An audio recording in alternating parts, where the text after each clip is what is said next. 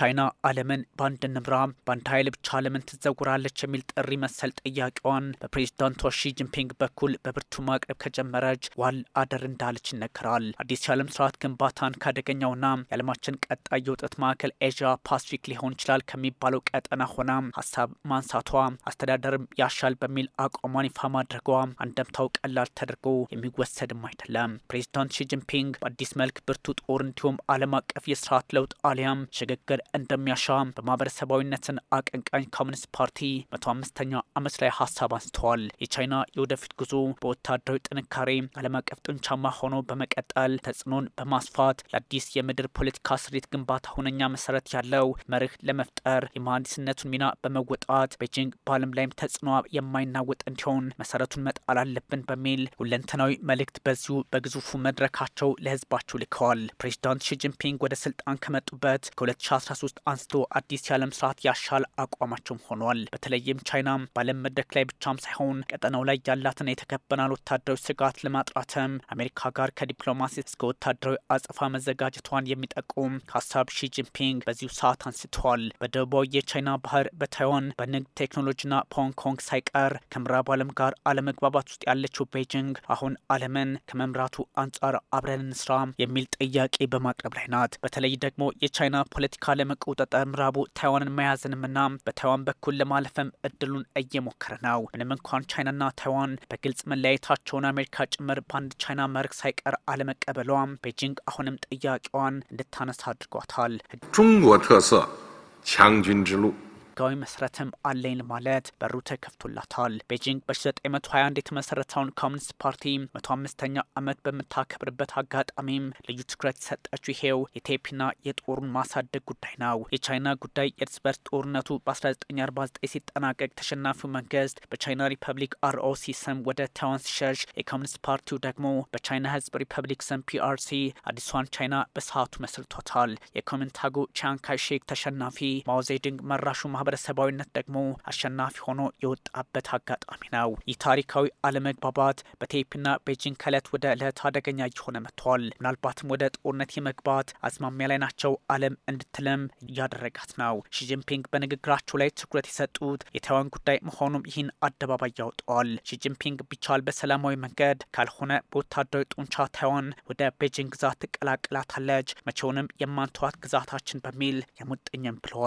ሶማሊላንድና ቫቲካንን ጨምሮ 13 ሀገራትና ራስ ገዞች ለታይዋን የሀገርነት እውቅና ቢሰጡም አሜሪካን ጨምሮ ግዙፍ የዓለም ተቋም ለታይዋን የሀገርነት እውቅና አነስቷታል። ከ1949 እስከ 1971 ድረስ ዓለም ለባለ 24 ሚሊዮን ህዝቧ ታይዋን እውቅናዋ ሲኖራት ለባለ 1.4 ቢሊዮኗ ቻይና ደግሞ እውቅና አልነበራትም። የህዝብ ጉዳይ ያኔ አልተወከለም በሚልም ጥያቄ ይነሳ ነበረ። የአሜሪካው ፕሬዚዳንት የወቅቱ ሪቻርድ ኒክሰን ቤጂንግን በ1972 ሲጎበኙ ነገሮች መልካቸውን ለወጡ። በ1979 በካርተር ዘመን ደግሞ የአንድ ቻይና ፖሊሲ በዋሽንግተን መደበኛ ሆኖ ሲመዘገብ ዲፕሎማሲ ከቴፒ ወደ ቤጂንግ ዞሯል። ዋሽንግተን ይህን አደረገች። ይህን ሁሉ ታሪካዊ ውጣ ውረዶች ታሳቢ ያደረጉት የቻይናው ፕሬዚዳንት ሺ ጂንፒንግ አንድ ቻይና እንጂ ሁለት ቻይና የለም፣ በቅርቡ በየትኛውም መንገድ ታይዋን ወደ እናት አገሯ ትቀላቀላለች በሚልም አጽንኦት ሰጥተዋል። ያ ማለት የቻይና ሪፐብሊክና የቻይና ህዝብ ሪፐብሊክ በሚል ሁለት ቤጂንግ ወይም የቻይና ፖለቲካ የለም የሺ ጂንፒንግ አቋም ነው። ሺ ጂንፒንግ ዓለም ወደ አዲስ ያለመረጋጋትና ስልታዊ አቋም የለሽ ጊዜ ላይ መግባቷንም አስረድተዋል። በንግግራቸው ላይ ትኩረት የተሰጡት አንደኛው ጉዳይ ዓለምን እንዴት ማስተዳደር እንችላለን የሚለውን ጭምርም ሆኗል። አንድ ላይ እንስራ ትኩረት ያደረጉበት ነው። በብዙ ውጣውረዶች ውስጥ እያለፈች ያለችው ዓለም አንድ ነገር ያሻታል። አዲስ ዓለም አቀፍ ግንኙነትን እንፍጠር አቋማቸው እንደሆነም ተነግሯል።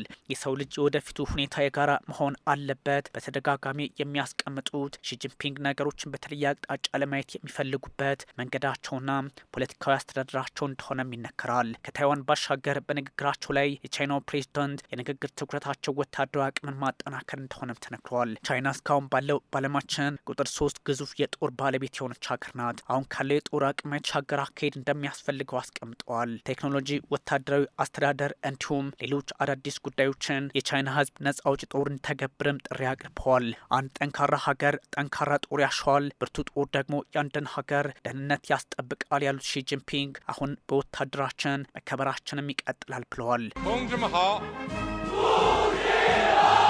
ጦሩን ማዘመንና ዓለም አቀፍ ደረጃ ላይ ማድረስ እጅጉን ያስፈልጋል በሚልም አቋማቸውን ደጋግመው አስቀምጠዋል። ይህ ስጋትን በጦር መቀነስ እንደሚቻልም አረጋግጠዋል። ለዚህም ነው ዓለማችን የተለያየ ውጥረት ውስጥ በሆነችበት አጋጣሚ አንድ ላይ እንቁም፣ ዓለምንም በጋራ እንምራ ማለታቸው የተለያየ ጥያቄ የሚያስነሳው። አንድ ላይ እንቁም ካሉ የቻይና ጦር ራሱን ያጠናክር ማለታቸው ካለው ሀቅ ወይም ደግሞ ከንግግራቸው ጋር አይጣረስባቸውም ወይ የሚል ሀሳብም አስነስቶባቸዋል። አዳዲስ ወታደራዊ ስልት ያሻል የምትለው ቻይና ዓለም አቀፍ መድረኩን ከሩሲያ፣ ሰሜን ኮሪያና መሰል ኃይሎች ጋር የመቆጣጠር ውጥኑ እንዳላት በዋሽንግተን በኩል ስጋት እየተቀመጠ ይገኛል። አሁን ባለው የፖለቲካ አውድ ግን ቻይና ከአሜሪካም ጋር ሆነ ከሌሎች አገራት ጋር አብራ በመስራት ፖለቲካዋን ማድረግ ትፈልጋለች። ያም ሆኖ ግን ቻይና ካለችበት ቀጠና አንጻርና የምድራችንን 52 በመቶ የሚቆጣጠረው የአሜሪካ ኢንዶ ፓሲፊክ ህዝብ በሚንቀሳቀስበት አካባቢ ጦሯን ማጠናከር ግን ግዴታዋ ሆኗል። ከሁለተኛው የዓለም ጦርነት ወዲህ ያን ያህል ለወታደር አላስብም የምትለው ጃፓን ሳትቀር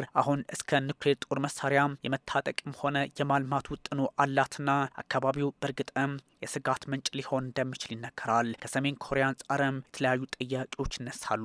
ከቢጫ ባህር አንስቶ እስከ ደቡባዊ የቻይና ባህር ቻይና የበላይ ሆና መቀጠል ፍላጎት ሆነው የአሜሪካ ፖለቲከኞች አቋም ከሆነም ዋላ ድር ብሏል። ይህ ሁሉ ውጥረት ባለበት አጋጣሚ ግን የቻይናው ፕሬዚዳንት ሺጂንፒንግ ዓለምን በጋራ እንጂ በተናጠል መምራት ያበቃለት የሚገባ ጉዳይ ነው በሚል ሀሳባቸውን ደምድመውታል።